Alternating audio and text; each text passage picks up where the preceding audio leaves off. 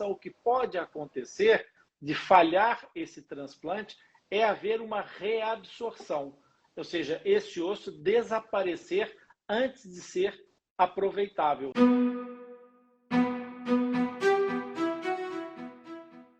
Nós temos aqui uma dúvida. Agora não é exatamente sobre fístula, sim sobre o enxerto. Se acontecer do enxerto dar rejeição, os profissionais costumam fazer.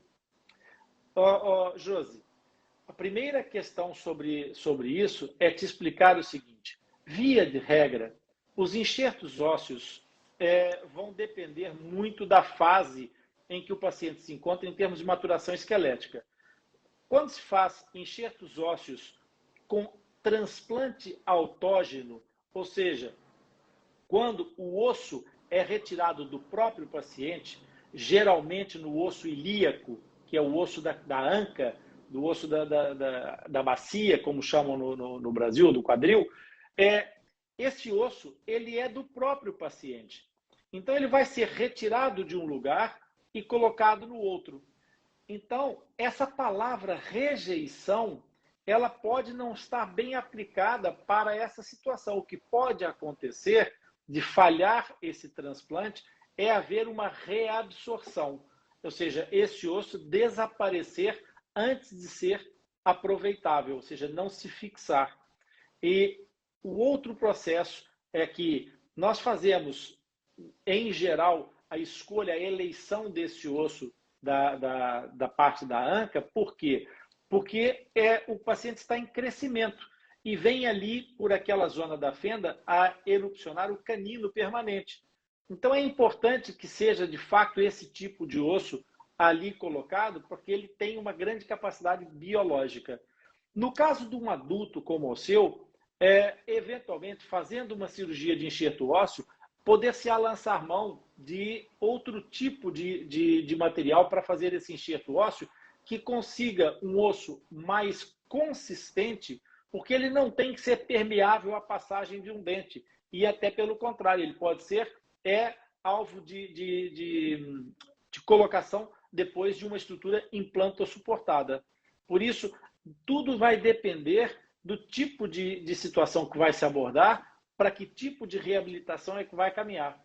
Além da cresta ilíaca, também tem outros lugares que têm uma boa disponibilidade de osso para fazer. Às vezes são regiões intraorais mesmo, como, por exemplo, a região do mento ou a região do ramo da mandíbula. Então, em pacientes adultos que têm a mandíbula já desenvolvida, então, muitas vezes tem uma boa disponibilidade. E então, aí a gente toma o enxerto dessa região e coloca. Então, como você falou, realmente é bem difícil que um enxerto de osso autógeno ou autólogo, ou seja, do mesmo paciente, estou tomando osso de alguma região, seja da mandíbula ou do quadril, calota, da cresta ilíaca, da calota, mas é do paciente. Então, raramente vai existir uma rejeição. O que pode acontecer às vezes é tanto a reabsorção quanto a contaminação do enxerto. Por quê? A gente não só precisa do enxerto de tecido duro, a gente precisa do enxerto, assim, de tecido mole. Porque o tecido mole é como o pano que cobre, né? Aquele osso que a gente está colocando no local. Então, esse tecido tem que ser assim, suficiente, tem que ser adequado para cobrir esse enxerto. Então, muitas vezes, a gente tem até que avaliar bem, talvez numa tomografia, a quantidade de osso que a gente vai precisar, fazer um bom planejamento e, muitas vezes, fazer até um planejamento e falar para o paciente, olha, no primeiro momento, não vai ser possível fechar, assim, ou colocar aquela quantidade de osso que você precisa. E a gente vai fazer em 2 fases. Por quê? E ainda mais quando, por exemplo, o paciente tem uma fissura bilateral. Então, a necessidade de osso é maior ainda. E o que joga um pouco em contra é a disponibilidade do tecido mole. Então, se a gente tenta colocar um prégio dentro de uma casinha, não vai dar. Então, a gente tem que colocar um osso que seja digamos, condizente com a disponibilidade do tecido mole, fechar, fazer, digamos, um enxerto em primeira intenção. Aí a gente faz alguma movimentação ortodôntica, algum tipo de procedimento, e assim, numa segunda fase. Ou a gente faz o outro lado, se é um caso bilateral, ou a gente complementa esse osso para quê?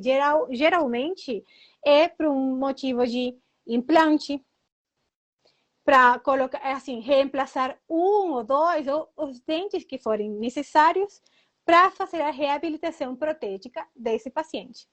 Então, muitas vezes, nos pacientes adultos, a gente pode utilizar o osso do mento e o osso do ramo da mandíbula, e assim chega a ser até um procedimento um pouco menos invasivo, por assim dizer, porque o pós-operatório de uma cirurgia de cresta ilíaca é um pouquinho mais invasivo, ele precisa de repouso. 2 equipas. Exatamente. Quem vai tomar o enxerto do quadril e quem vai colocar e preparar o leito para receber esse enxerto. Então, são coisas que a gente tem que assim, considerar muito bem, estudar muito bem, e a gente não, até não prometer demais para o paciente. A gente tem que ser sempre realista, falar, a gente entende, você precisa disso aqui, só que nesse momento não vai ser possível e vamos ter que fazer em 2 ou 3 fases. Isso aqui é muito melhor falar desse jeito e fazer dessa forma do que tentar colocar mais osso do que é necessário, do que é possível, e daí, então, contaminar e ter que tirar isso que contaminou e fazer uma outra cirurgia. Então, a gente já estaria tratando com um tecido que já não está da mesma forma, um tecido que já está cicatrizado, que já passou por um processo de fibrose e de necrose, inclusive. Então, não é a mesma qualidade de tecido.